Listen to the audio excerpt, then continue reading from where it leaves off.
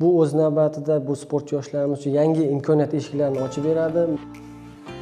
Hozirda sport maktabida 2000 nafardan ziyod o'g'il-qizlar sportning 23 ta turi bo'yicha faoliyat ko'rsatayotgan yo'nalishlar bo'yicha mahoratlarini oshirib kelishmoqda. Yaratilgan sharoitlar bilan birga mashg'ulotlarga katta tajribaga ega bo'lgan murabbiylarning jalb qilingani kun sayin chempionlar safini orttirishga xizmat qilmoqda. Hozirda sport maktabida Olimpiya o'yinlari dasturidan o'rin olgan yo'nalishlarni rivojlantirishga e'tibor kuchaytirilgan. Yaratib berilgan zarur sharoitlar bugun yosh sportchilarni respublika musobaqalari bilan birga xalqaro maydonlarda salmoqli natijalarni qayd etishlariga xizmat qilmoqda. Sport maktabimizda boks turida 150 dan ortiq yosh bokschilarimiz mashg'ulot olib boryapti.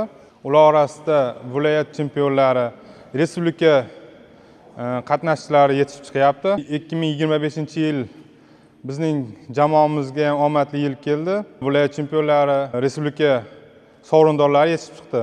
Maqsadimiz yoshlarimiz ichidan respublika chempionlari, Osiyo, Jahon, Olimpiada chempionlarini yetishtirib chiqarish. 2025-yilda sport maktabimiz mukammal ta'mirdan chiqarilib, zamonaviy jihozlar bilan ta'mirlandi. Sportchilarga, biz murabbiylarga ham qulayliklar yaratildi. Biz shunday sharoitlarga javoban yoshlarimiz orasidan iqtidorli sportchilarni yetishtirib chiqaramiz.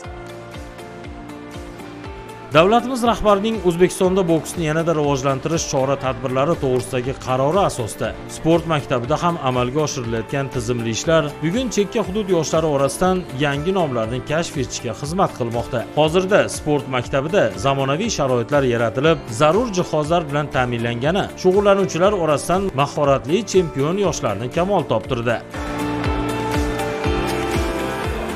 9 yildan beri sportda boks turi bilan shug'ullanaman. Trenerim Abrorjon Mamadaliyev, Bakirov Ro'zalilar domlalar meni tarbiya qiladi. 2025-yil mening uchun omadli yil bo'ldi. Farg'onada viloyat chempioni bo'ldim.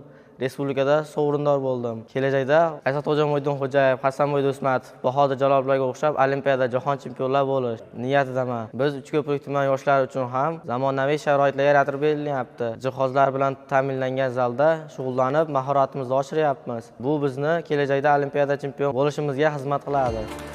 Sportchilarga nazariy berilayotgan bilimlarning amaliy mashg'ulotlar orqali mustahkamlanishi o'z navbatida o'g'il-qizlarga